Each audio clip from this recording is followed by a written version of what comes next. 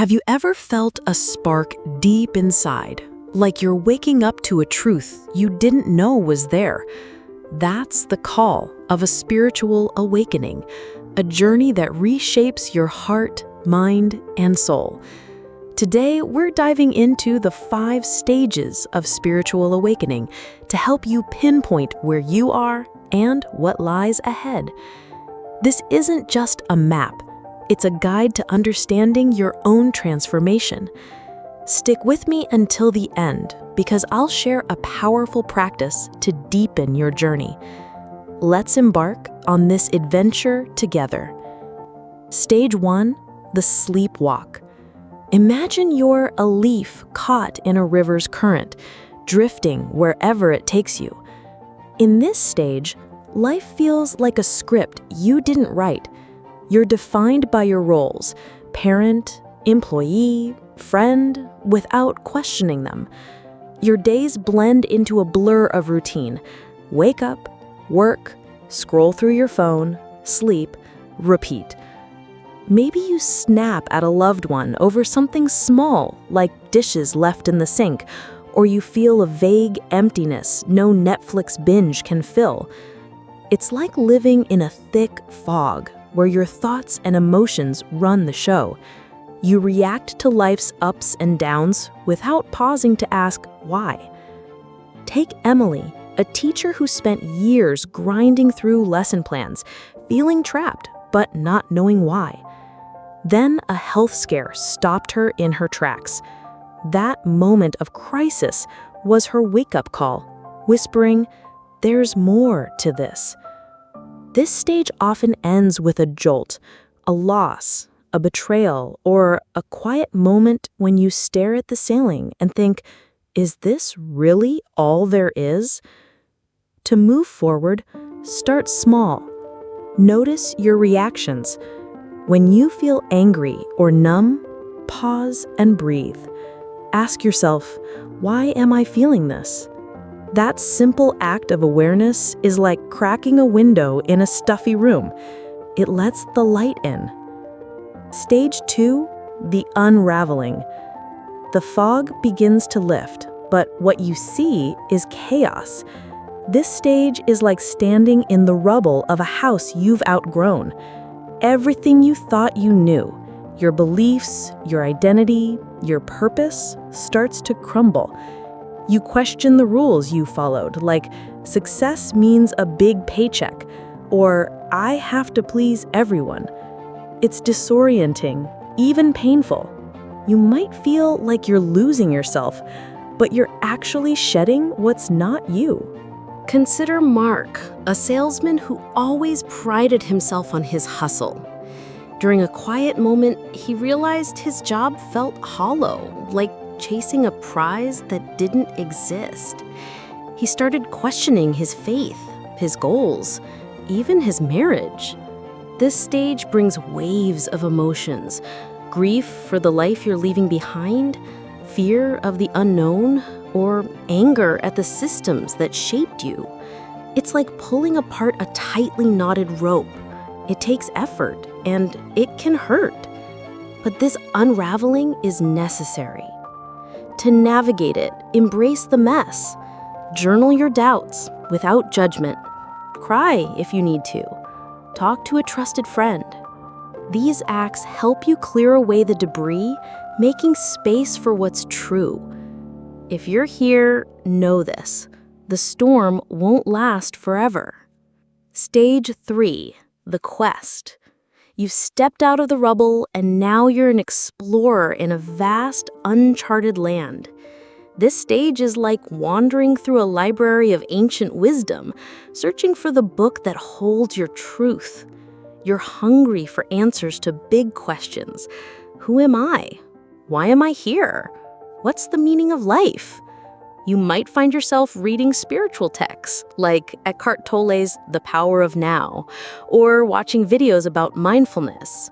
Maybe you try meditation or join a yoga class, chasing that spark of connection you felt when the fog lifted. Take Aisha, who grew up in a strict household where questioning was discouraged. In this stage, she dove into podcasts about spirituality, feeling like she was finally breathing fresh air. She spent hours journaling about her purpose and even started praying again, not out of duty, but curiosity. This stage is exhilarating, but can feel overwhelming, like drinking from a fire hose of ideas. You might bounce between practices, from crystals to chanting, searching for what fits. That's okay. Exploration is the point. To make the most of this stage, pick one practice and stick with it for a week. Try meditating for 5 minutes each morning, focusing on your breath.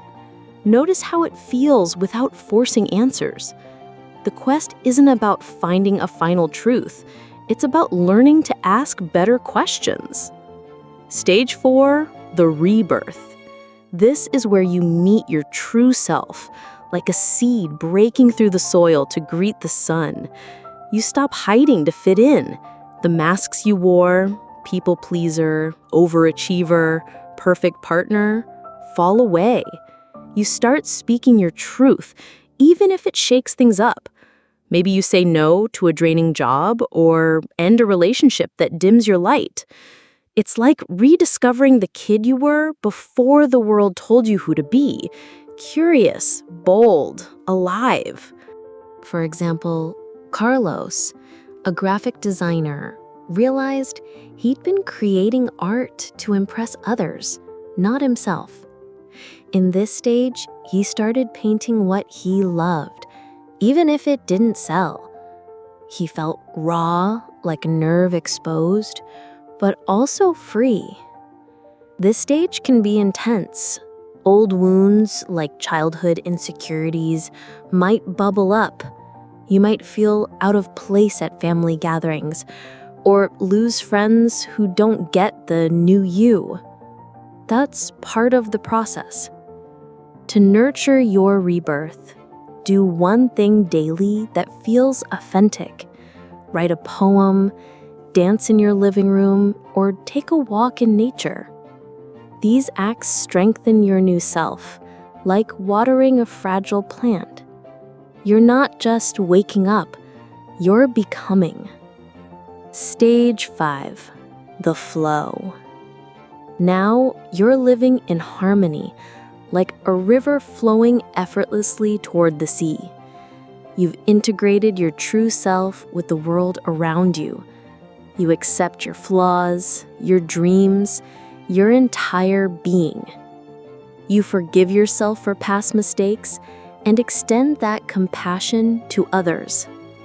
You feel connected to everything, the stranger on the bus, the birds in the sky, the ground beneath your feet.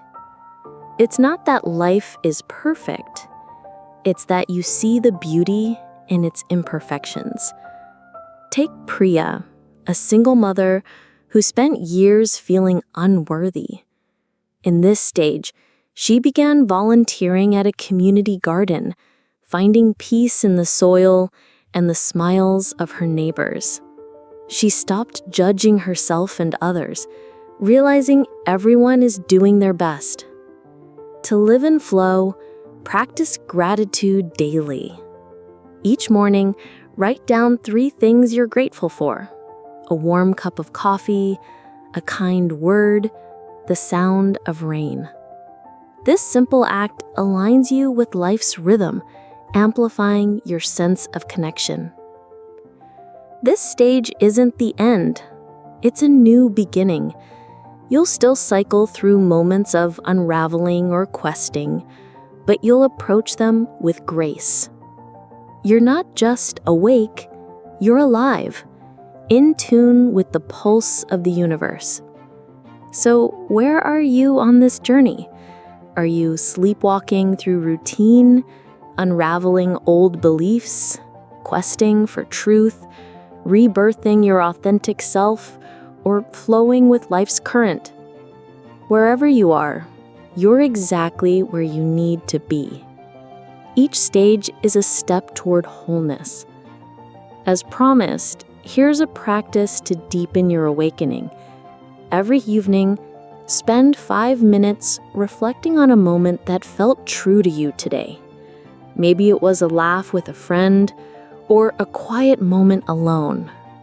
Write it down in a journal. Over time, these notes will reveal your path, like stars forming a constellation. If this journey speaks to you, share this video with someone who might need it.